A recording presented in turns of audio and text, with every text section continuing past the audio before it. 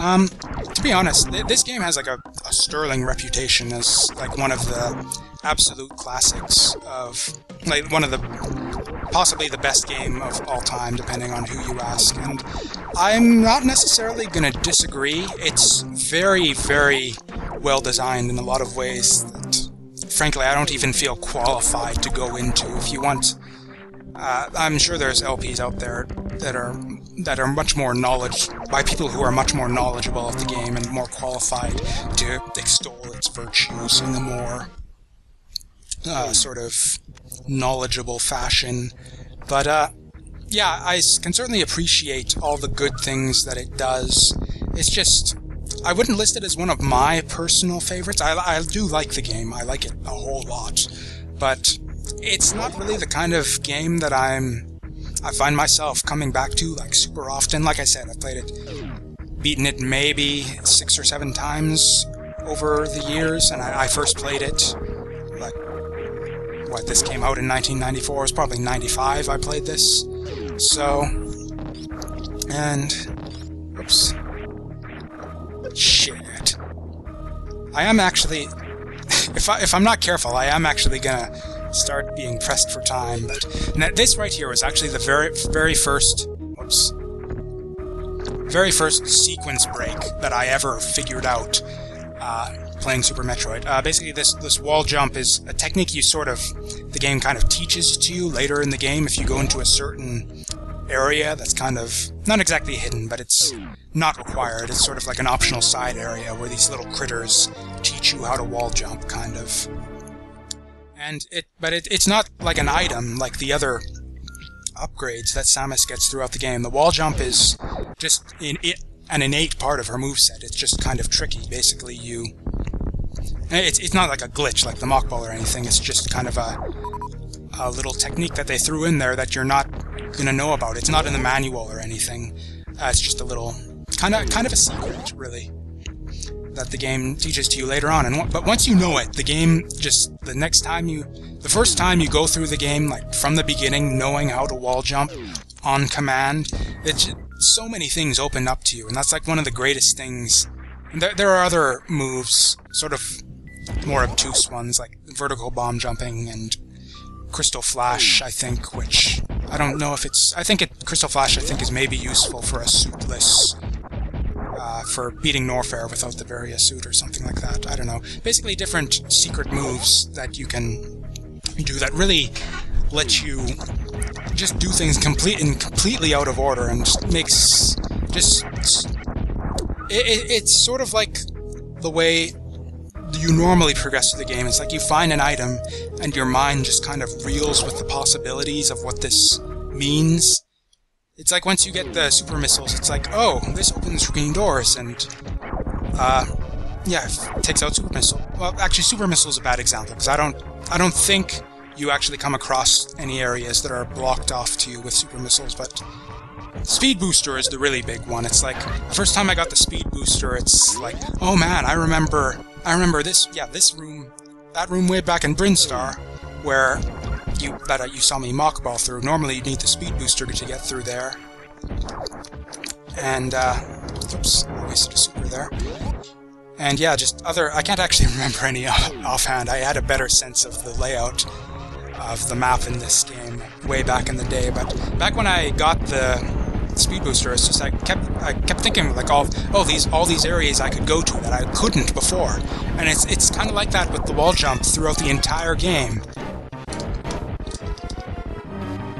Oh, I thought he was supposed to. Oh, I thought I could skip his first form. I thought you only needed 3 supers. Come on, open your big fat mouth. There we go. Oh, it was 3 supers and a regular. Right, you do the regular missile and then 3 supers. So what I was trying to do there is a little speed running trick where you can kill Kraid before he rises up from the floor. If you pump the super missiles into his mouth fast enough, you can kill him before he rises up, and that saves a bunch of time. But yeah. Anyways, yeah, wall jump opens up so many possibilities. Like, I couldn't be here right now killing Kraid this early in the game if I didn't know how to wall jump. You need to... normally, the normal progression is you go down that elevator I skipped, and you get the high jump boots, and then you come back up here, super missiles through the side, and then you kill Kraid. But yeah, I was able to... I think it's... I mean, yeah, it's definitely possible to beat the game without even getting the high jump boots. You can just... The wall jump is just... Like I've mentioned, like, there's other tricks, Crystal Flash, I don't even know, but vertical bomb jumping, that's kind of ridiculous. But really, the wall jump is, like, the one big thing that you need to learn, that you really need to learn for this game to open up for you, and sort of reveal that... I guess part of the small bit of what makes Metroid good is just the endless possibilities of where to go. You can beat the bosses in like any order, but you need a lot of... If you use every like trick at your disposal, you can beat the bosses in any order you like. And it's sort of mastering those tricks and harnessing them that's a lot of the fun of the game. And there's... Honestly, just don't even watch this just yet. Go watch the Garrison's run for the awesome Games Done Quick marathon.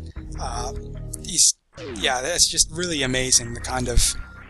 And or actually no, scratch that. If you've never played Metroid, or Super Metroid, first you should probably play it rather than watching this. But if you're watching this as a replacement for playing the game, do it if you have to. I am honored that you chose my humble playthrough to do so, to experience this wonderful game for the first time.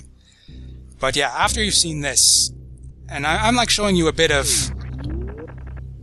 no, this isn't even close. There's another Mockball trick here where I can get another item sooner than I would have otherwise. I don't know, do I want to waste... This one's easier to do, actually, than the other. I'll give it 4 tries, because I can actually... This is kind of pointless. No. Yeah, I'm not even going to do this, because I don't need... I'd be getting the Ice Beam a bit earlier than I would otherwise, but... I'll have the item I need to... This is another speed booster room, where I'll have the speed booster by the time I come back up here to go to the wrecked ship, so I don't actually save any time by mockballing to get the Ice Beam earlier. So what was I saying? Or I have the... Oh right, I don't have the high jump boots yet. So yeah, this is me not having played the game for a while, and honestly, this is kind of the fun of it. Is I don't quite remember exactly where I'm supposed to go. Like what you saw there is me forgetting to go get the high jump boots, which technically I don't need. I could wall jump everywhere, but this is a quote-unquote speed run. And honestly, if I just have to fail at wall jumping all over the place, I mean, yeah, it's just... Plus, there's actually one point where I absolutely... There's one point where... Whoops, I forgot a little speed trick. Oh well. But basically, I should have shot the door after I killed that critter. That door that I came into this whole area from won't open until you kill that critter. But once you've opened it once, you never have to kill the critter again. But I can explain it better, so wait for it, because that door's going to stay locked until I kill this thing. So wait for him, kill him, and now I can go through. But if I had opened the door, just shot the door open and continued after killing him the first time, I could have saved myself a few seconds waiting for him there. I mean, this is not the kind of run that will come down. You know, maybe it will, with all the time I'm wasting failing at mockballs and talking about how awful I am at this game.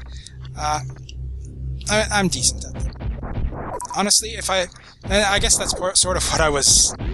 I'm like 4 branches sideways. What I was talking about a long time ago is that this game isn't really my kind of thing. Like, I can appreciate all of its great design qualities, and I went off on a huge tangent sort of trying to describe those to you.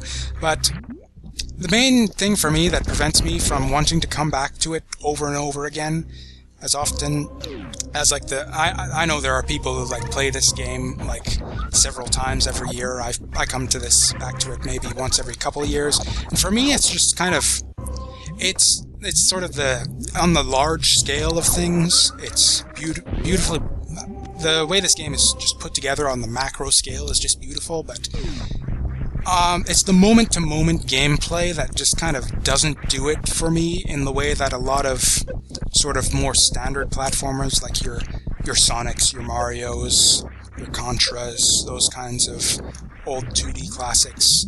It's just, yeah, the whole combat, it's not as fast-paced and action-oriented as I really need to help. Oh, actually, the Ice Beam would have helped here. Can I actually... Oh, shit. Maybe I did need to Ice Beam. But anyways, yeah, it's just basically the moment-to-moment gameplay is not... It's a bit slow-paced for me, my taste, which is the reason why I don't play Super Metroid more than I do. And another reason is because it's kind of a... what should I call them? Snake eating its own tail type situation. It's also... It's extremely variable how much time it can take to beat this game. If you know all the tricks, you can beat it in... I think the world record run is like 47 minutes or something like that. And even a modestly competent player can get through in under an hour. But your first time through the game, it'll probably take you like... Or I don't know, when I was a little kid and like not so bright and kind of slow on the uptake to find all the secrets and stuff, things that the game kind of implies to you that an intelligent person would figure out, but a kid maybe might go over your head. So like as a kid, I think I spent probably anywhere from 8 to 10 hours my first time through the game. Or 7 hours on the game clock, I think it was, the very first time no, probably 8 hours on the game clock the very first time I finished it, which is probably something like 10 hours real time. And like I said, the last time I went through the game, it was 3 hours and 45 minutes on the game clock, which is embarrassing, frankly. But hopefully honestly, I've learned so much from like watching speedruns of the game. I expect that I can probably get this done in closer to 2 hours. Is sort of my projected time estimate for this Let's Play. I'm pretty sure I can get through this in one take. Although that almost got ruined with the whole Mockball failures there, but